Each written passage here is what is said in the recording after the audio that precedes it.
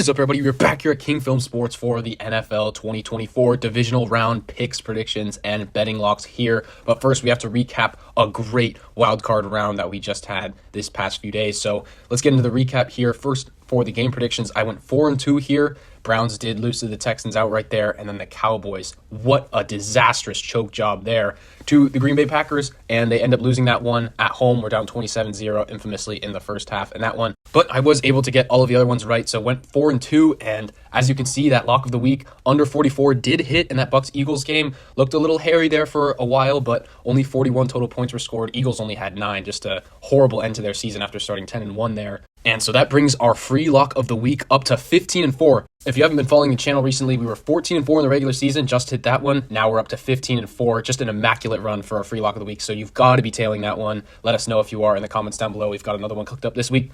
So now let's get into the betting locks recap here. Started out on Saturday where we had the Browns -2. Just thought that they were the better team, thought that they would get it done. And part of this was me ignoring their road versus home splits on defense. At home, they were one of the best defenses in the NFL. I think the top defense, and on the road, they were just horrible, and that continued here. CJ Stroud was dealing. And then Joe Flacco, 2 blunders, 2 pick sixes in that third quarter to really put away the game for the Texans there. So ended up not even being close in that fourth quarter there. Texans win big at home there. And then on the Saturday night game, I like the Dolphins here +5. I like the Chiefs to win this game, but I just realized that the spread has moved too much. It opened at Chiefs -3 and then got bet all the way up to 5 over the course of the week. I thought that the Dolphins had some value there. Well, no. In the freezing conditions, they were not meant to play.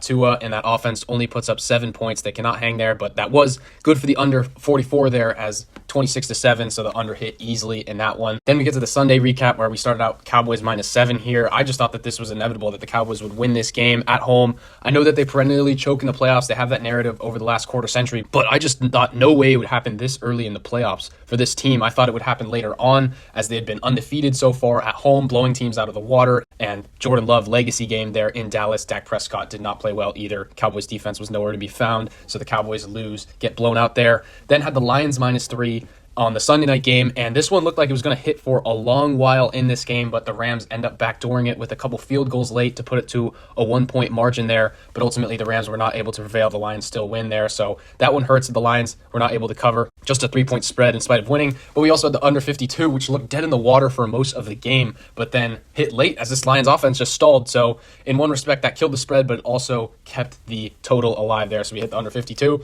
So needed a good day coming into Monday. We had the Bills-Steelers over 38.5, and no one really knew how this game was going to play out if it did happen on Sunday, but the NFL did move it to Monday there. Some more favorable conditions for the offenses. I thought that over 38.5 had great value, and the Bills put up 31 themselves. And Mason Rudolph and that Steelers offense kind of got cooking in that second half there. We're able to put up 17, so it hit over.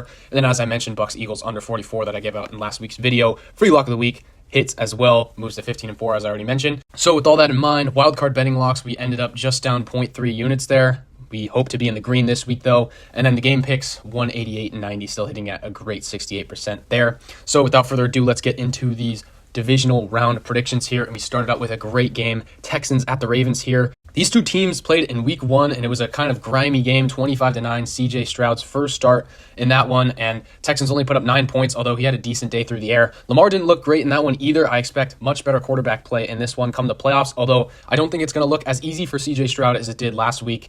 He really just barely got touched, even though that Browns defensive line is one of the best units in the league. In this one in Baltimore, I just think that the Ravens defensive line is going to wreak havoc on CJ Stroud there, and he'll have to deal from the pocket there, have to stand in with some big pressure coming at him. And if he's able to do so, I think that the Texans might be able to get open downfield with these talented receivers on some elite throws by Stroud, but I just really think it's going to come down to him. And then on the other side of the ball, I mean, this is also kind of an X factor, even though it really shouldn't be. Ravens 13-4, Lamar Jackson played consistent all year, but you have the narrative that this team, and him particularly, chokes in the playoffs. Remember 4 years ago when they had the Titans in their building in the divisional round, 1 seed, and they ended up choking. Lamar, of course, was the MVP that year and played horrible in that game. And overall, he's just 1-3 in the playoffs, but against this Texans defense, I know that they are very well coached. I have massive respect for D'Amico Ryans and some of the young studs on this defense, but I just think that Ravens and Lamar Jackson will play very well on offense there. It'll take essentially a perfect game, I think, from CJ Stroud to keep them in this one, and I just do not think he will be able to do so. So give me the Ravens here, the 1 seed to advance to the conference title. And that brings us to our lock of the week here on Saturday night. Packers at the 49ers here. And this one's pretty simple for me. Give me the Niners minus 9.5. Yes, this line is there right now. I advise you take that because I'm not sure how long that's going to stay there. I think it's going to get up to 10, maybe 10.5, 11. As this week goes on, more professional bettors are taking that. A lot of the public just saw that this Packers team dismantled Dallas in Jerry World this last week, and I really can't argue with that, but this Niners team is just so much different than Dallas. They are far more consistent, and really, when you look at it, the Packers, yes, they did shred that Cowboys defense, but Cowboys defense hadn't played well against good teams all year. And specifically, that secondary had holes, and this Niners secondary is much, much better. Additionally, they were running it down the Cowboys' throats. I do not think that they will be able to. I think that the Niners have had a couple weeks of rest now, and I think that they will be juiced. That D-line will be hunting Jordan Love when he drops back, and I think that will bait a couple of interceptions there. And it's very similar to the C.J. Stroud situation with the Texans. I think he's just going to have another perfect game for them to advance in the playoffs, and I do not think that can happen. And going to this Packers defense, I think that Dak really choked that game because he had a lot of opportunities and just had a bunch of poor plays. Obviously, the 2 interceptions were a killer for them there. So as long as Purdy doesn't blow up here and he doesn't have multiple turnovers in this game, I see no world where the Niners don't cover this short spread here. And I know that it is potentially double digits in a playoff game, but the Niners have just been the best team in the league all year, so I expect that offense to be cooking. Christian McCaffrey back. All of the weapons, Debo, Ayuk, and Kittle will be rested for this game, and I think that will be ready to shred this Packers defense there. So give me the Niners big.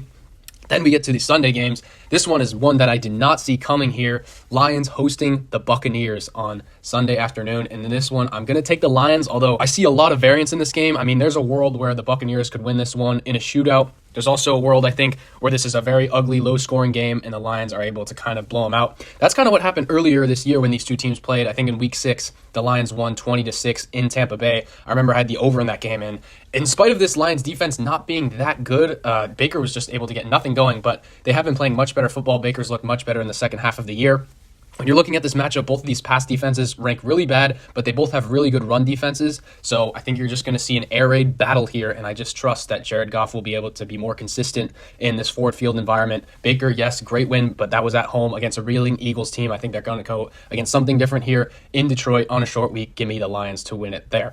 Then we get to the one that everyone's waiting for, 2.5 point spread here between the Chiefs and the Bills. And obviously the Bills lost to the Chiefs twice in the last 4 years in the postseason, although the Bills have been having some success against Kansas City in the regular season. They beat them in the regular season the last 3 years, and those were all in Arrowhead. This one is the first time the postseason they're playing in Buffalo. In this one, I will take the Bills to get this one done at home here, and there's no way you can be 100% certain with this Bills team, the way that they've operated under Josh Allen and Sean McDermott over the last few years. You're always leaving yourself susceptible if they make some stupid blunders, whether it be on the offense with Josh Allen having a bad turnover or the defense just getting shredded by Mahomes. Those are all liable to happen here, but I really like the way Josh Allen played last week, and he's going against a Kansas City defense that is very good this year, much better than in years past. And earlier this season when they played, Bills were up 14-0 early and then were really stopped throughout the later stages of the game, only put up 20 points there. So I think that Josh Allen will have to take this one into his hands, and I think he will tuck it and run it a lot. I think he will be dealing out hits to these Chiefs defenders there because that's what it will take to keep these chains moving. And ultimately, I do think it will be enough for this Bills team to win. Going on the other side of the ball, Mahomes against this Bills defense. I mean, this Chiefs offense has been limited all year. Yes, the Bills have been dealing with some injuries, but I like the way that this Buffalo defense has been playing in recent weeks here. You add in the fact that it's in Buffalo, it's going to be cold weather. Yes, the Kansas City Chiefs are used to that, but I just did not see the execution in the red zone that I wanted to last week out of this Chiefs team. So ultimately, I think it's going to be a really close game. It's tough to doubt Mahomes in a fourth quarter situation where it's very close, especially when they perennially own this Bills team, but in this one, I just think that the Buffalo Bills are the better team at home here, so give me them to win this game there. So with all that being said, let me know what you guys think of my predictions down below in the comments. Do you disagree with any of my teams? Straight up, I'm technically going with all the favorites here, but if you want to see my betting picks, then you should definitely join our betting picks Discord, link in the description there, as I'm sure we will have another great week here. Let us know if you are tailing on the Niners minus 9.5. Can the free lock of the week get to 16-4 there? That would be crazy. As always, be sure to like and subscribe, and I will see you all in the next one.